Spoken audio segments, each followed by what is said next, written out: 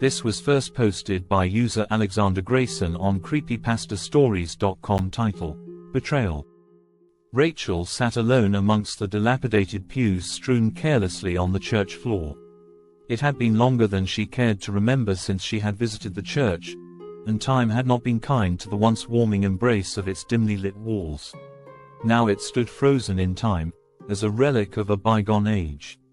One filled with love and compassion, all too quickly forgotten. The air reeked of plants and animal feces. She could hear the faint scurry of little feet carrying themselves to the safety of a secluded corner or under a nearby root. The elements had eroded all her favorite murals, and the windows only housed shards of the shattered stained glass she had enjoyed looking at. Typically they would be beaming a rainbow of colors into the church halls, but now they sat vacant and as dark as the rest of the building itself. It had taken years to find this place. She stumbled upon it by accident while trekking through her old town. Like the rest of the abandoned buildings, it had been swallowed up by the ever-encroaching wilderness surrounding the city. She had checked a few other buildings, but no sign of life was left. The roads were riddled with potholes, vines and fallen trees. The buildings she could see were beyond the point of repair. Her fond memories of here had been devoured just as the rest of the town was. She couldn't remember the people's names or faces, just the veil of sadness that hung over each of their faces. She looked around at the pews that sat motionless exactly where they were when she left. Some had been toppled over, and others had been pushed into walls. The church hall itself was already a battlefield before it had been left to rot. There was no closure to be found here, at least the closure she sought. She wouldn't get the forgiveness she hoped for from the empty voices that now sat silently among the ruins. The peace of listening to the darkened nightlife of the forest was not as comforting as she had hoped. The very wildlife itself seemed to repulse at her presence. Rachel had noticed sitting here that the noises of crickets and birds had slowly dimmed to an almost inaudible level. All she heard now was the door creaking in the wind as it gently tapped against the stonework every few seconds. There was no telling how long she waited in that church, ruminating on the transgressions that led her to return here. Her whole life was betrayal after betrayal. People could never trust her and had always found her presence a torment. She had longed for one thing, peace. But here she was again, sitting alone among the wreckage of her past. "Do you seek forgiveness?" A voice came from a darkened corner of the room. Rachel raised her head and squinted to make out the frame of another woman. Barely visible among the foliage and darkness, the only light source was the moon that trickled in through the smashed windows. The woman didn't step forward but repeated herself. "Do you seek forgiveness?" "I would never presume to believe I am worthy of such things," Rachel responded. The woman stepped into the light shaft before her and revealed her half-missing face. "You would be correct. I cannot give you what you seek. None of us can." As she finished, other people emerged from the shadows. All were covered in a litany of grotesque injuries, but none showed any sign of being impaired by such things. A man who held one arm in the hand of the other. A young boy whose neck was cut open, and another woman had multiple bullet wounds. They all wore what would be considered modern clothes for the early 1940s. "Why would you come back?" the young boy asked. Rachel turned to look at him. "I always come back. It just takes me some time, but I always come back. Was once not enough?" the older man asked. Rachel paused before answering. "Once is all it ever takes, but I am compelled to return. I cannot help it. How can I be punished if I don't come back to bear witness?" "You bore witness when you caused this," the older man yelled at Rachel while he flailed his arm towards her. A tear rolled down Rachel's brown cheek. "You don't understand," she said. "We understand just fine. You are a blight, a cancerous stain on the world. You were welcomed into our community, and you brought only death." The woman responded. "What would you have me do? I cannot fix the past," Rachel pleaded. "We would have you leave. Do you think that we would want to see you again? You are lucky that it's just us. There are plenty of others who would have harsher words," the older man said. "Your words are not what I'm looking for." Rachel rose from her seat as she spoke. Then what do you want from us? The young girl said. I want only for you to stay here and suffer as I do, Rachel said before leaving the church. You traveled all this way just to ensure we were still stuck here? The older man asked, confused. Rachel had one hand on the door on her way out. Consider it a gift, given the alternatives are a coin flip, and given what you all did. I would say you were going to land tails anyways. Rachel slammed the door on the church behind her as she left. The brisk winter's air chilled her to the bone before she could adequately put her black coat back on. She pulled up the sheep's wool collar and ventured back through the town. The earlier empty windows and door frames were now filled with the images of their occupants. Each one hurled obscenities and vulgarities at her. Their words were the only weapons they had left to use. You couldn't leave us in peace here. You had to come back for seconds, one man yelled from his broken-down porch. A pox upon you and everyone you love, another woman screamed out as she hung from the window frame backwards. All I ever wanted was to grow up, and I'll never get that because of you. A young boy yelled in a teary, broken voice. Rachel kept moving, reminding herself the dead were nothing but anger and remorse. Their words, while accurate, didn't matter. She turned back to look at the border of the town. It wasn't even visible among the tree line. She hoped it would be the last time she would visit this one. After a weary and lonely journey, Rachel finally returned to the closest thing to civilization. A town barely fit enough to be considered one, but it still managed to be big enough for a small motel. She approached the front glass door and gave it a small knock. A haggard man came from behind a wooden door and buzzed her inside. The heady scent of tobacco permeated the air despite the best efforts of the window rattler in the corner pumping in cold but not fresh air. Just one for the night? He asked, fumbling over the paperwork on the front desk. Do you have one just for a few hours? She asked, leaning over the counter. He looked up at her swirling amber eyes and felt his gaze transfixed on hers. The words wouldn't come out of his mouth. No matter how hard he tried to say no, he couldn't get the words past his lips. Just a few hours, it's all I ask for, she asked again. Just a few hours, sure, the old man replied in a monotone voice. He lifted up a set of keys and handed him over. Thank you so much, Rachel responded with a tiny smile. She made her way down past the occupied rooms. Each darkened window flicked on its lights as she strolled past. Once she had made it to her room, she stopped momentarily to take in the sounds. What was once a night so quiet you could hear a pin drop was now choked in screams and rage-filled moans of the other patrons.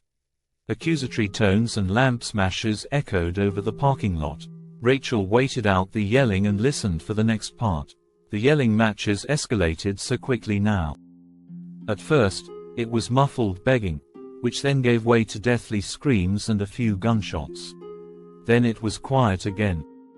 Rachel entered the motel room, slumped on the bed and pushed off her boots, the soles of which were almost completely worn down. A thin sheet of rubber was between her and the pavement underneath her feet. No rest for the wicked. A woman's voice came from the bathroom.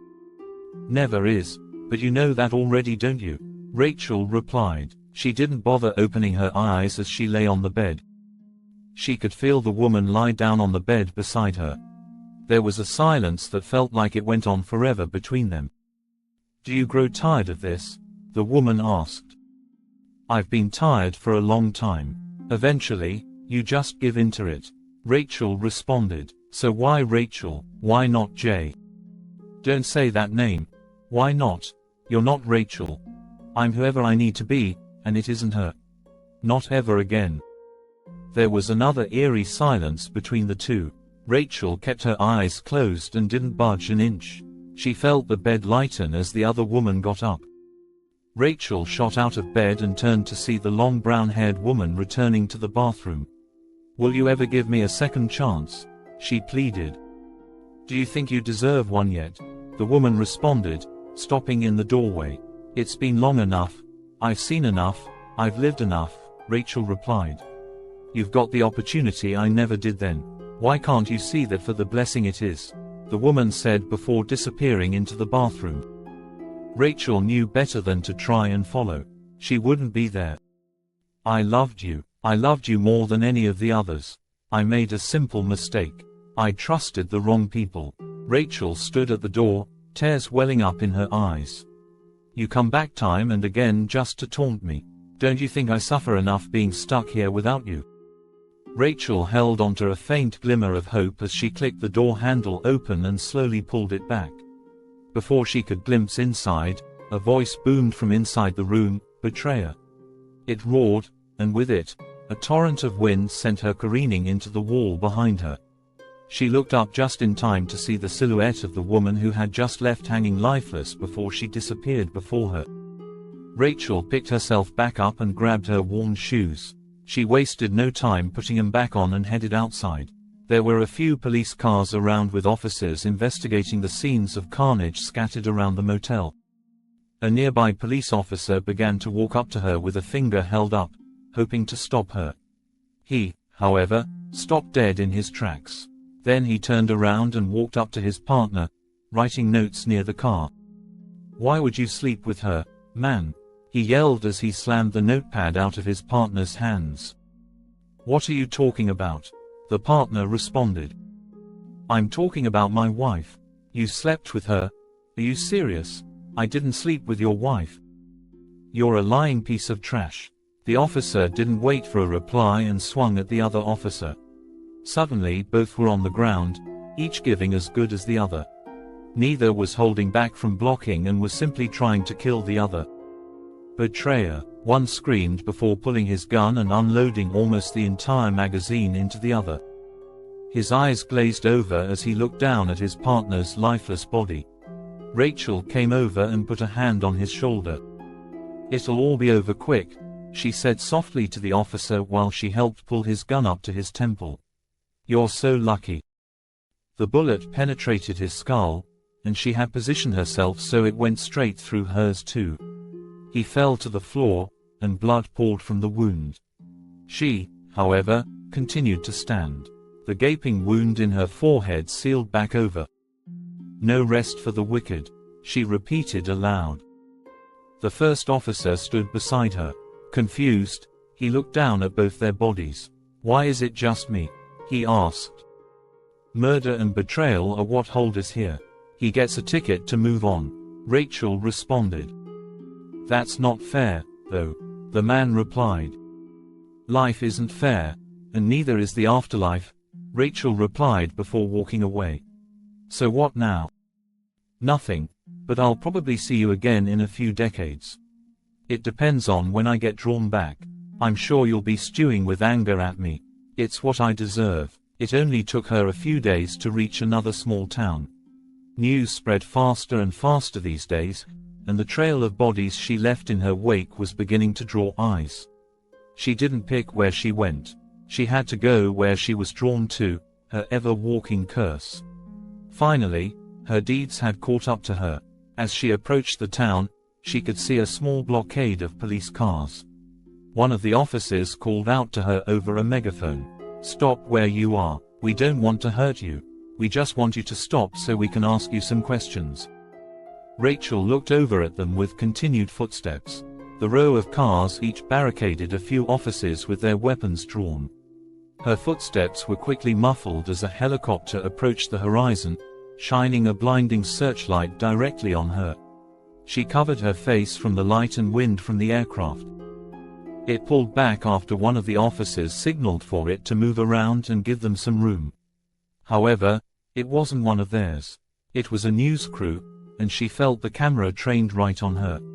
There was a moment's hesitation before she looked up at the camera.